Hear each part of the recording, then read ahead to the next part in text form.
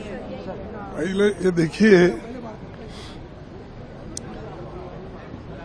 हम प्रधानमंत्री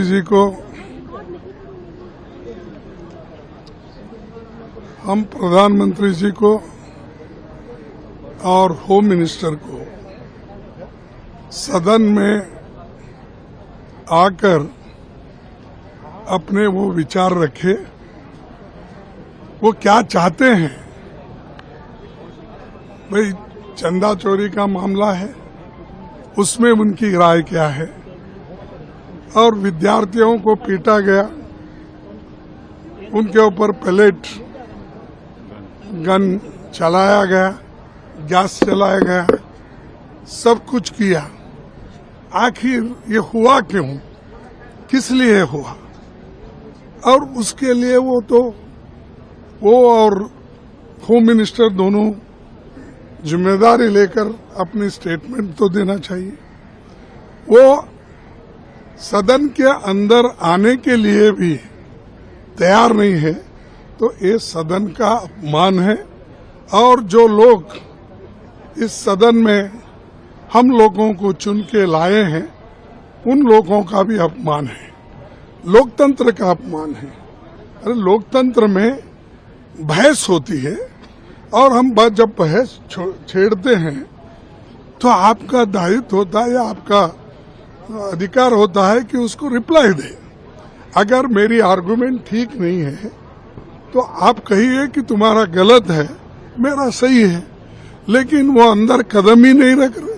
जब से पार्लियामेंट शुरू हो गया तब से अब तक वो अंदर नहीं, या तो सदन से या एमपी से वो डर रहे हैं, या नहीं तो सदन को कुछ नहीं समझते हैं, इंसल्ट कर रहे हैं।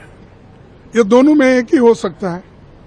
लेकिन मैं ये कहना चाहता हूं कि प्रधानमंत्री जी जब 12, साढ़े 12 बजे, 1 बजे उठ के, मैं तो तब सोया हुआ रहता हूं, तो उस वक्त वो इंस्टाग्राम क्या है, हाँ, उस पे आते हैं और अपनी बात रखते हैं।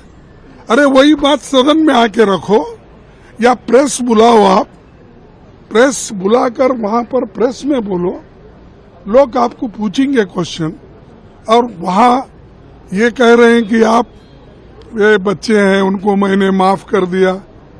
अरे माफी तो आप मांगना चाहिए, क्योंकि आपने पैलेट गन चलाई, आपने गैस इसका चलाया, ये टीयर गैस चलाया, लाठी चलाई, करंट से लाठी चलाई, कीले लगाकर लाठी से मारे। आप माफी मांगना चाहिए छात्रों से। अरे हमारी गलती हो गई, मासूम बच्चों पे मैंने ये किया, इसीलिए मैं माफी चाहता हूँ। ये उसके बजाय जाओ मैं माफ कर दिया। तुम कौन होते भाई माफ करने वाले? हाँ, बच्चों को माफ, को गालियां दिए, वो दी। ये इश्यू डाइवर्ट करने के लिए अगर आप ऐसा बोलते रहेंगे, ये ठीक नहीं। आओ यही आके वही बात करो। लेकिन वो सदन को अब तक नहीं आ रहे। ये सदन का अपमान है, जनता का अपमान है। जो करोड़ों लोग हमको वोट दिए हैं, अलायंस पार्टनर को वोट दिए हैं, और दूसरे लोगों को भी जो वोट दिए हैं, वो ये चाहते हैं कि भाई इस सदन में क्या चल रहा है और उसको सरकार क्या कहती है, ये जानना चाहते हैं। लेकिन उसको उत्तर देने के लिए ये तैयार नहीं है। और हम ये एजिटेशन जो कर रहे हैं, ये जनता के इच्छा के अनुसार कर रहे हैं। चाहे आज अनएम्प्लॉयमेंट का प्रॉब्लम हो, इन्फ्लेशन का प्रॉब्लम हो, जो विद्यार्थी, जो छात्र रास्ते पे आए थे, क्या किसी ने बुलाया नहीं उनको? वो खुद आए थे।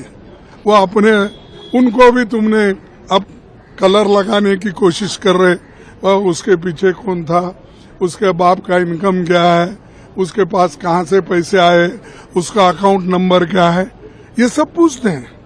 तुम्हारा अकाउंट नंबर ही नहीं बता रहे, आरएसएस का अकाउंट नंबर नहीं है, रजिस्ट्रेशन नहीं है, तुम बच्चों को पूछते फिर रहे हो, उनके माँ बाप को डराते हो, घर जाकर बच्चियों को डराते हो, विद्यार्थी और विद्यार्थिनियों को डराते हो और डराकर उनको टीवी पे लाके स्टेटमेंट दिलाते हो। तो ये जो बात है, ये हमारे डेमोक्रेसी के लिए खतरा है और डेमोक्रेसी के तहत वो चलना नहीं चाहते। आओ बहस करो, हम बहस के लिए तैयार है। सदन में बैठो, सुनो। आज तक एक शब्द सदन में क्या होता है, क्या बिल चलता है, क्या कितने हम नोटिसेस दिए, उसके बारे में कभी उन्होंने ना उत्तर दिया, कभी सोचा नहीं। इसीलिए हम ये एजिटेशन ऐसा ही चलाते रहेंगे सच्चाई बाहर आने तक। जो चंदा चोरी का भी कहीं चांदी है, कहीं पैसा रखे, कहीं है, हम किसी के ऊपर आंच नहीं लगा रहे। अरे जो लोगों का, जनता का पैसा है, जो लोगों ने दिया हुआ है, कोई चांदी का ईंट दिया, कोई ये अपने सोने का रामचंद्र की कहानी क्या बोलते, रामचरित्र मानस सोने के इसमें दिया। ये सब गायब है चल रहा है। नहीं भाई हमारे पास रख लिए सुरक्षित, ये तो बोलो आके। तो ये जो चीज ये कर रहा है गलत, बड़ी गलत कर रहा है और ये अपमान है पार्लियामेंट का और देश के जनता का और खासकर वोटरों का भी। इसीलिए इसका हम आगे इसको और भी मजबूती से लड़ते रहे। आरएसएस के नेता कह रहे हैं कि ये एंटी नेशनल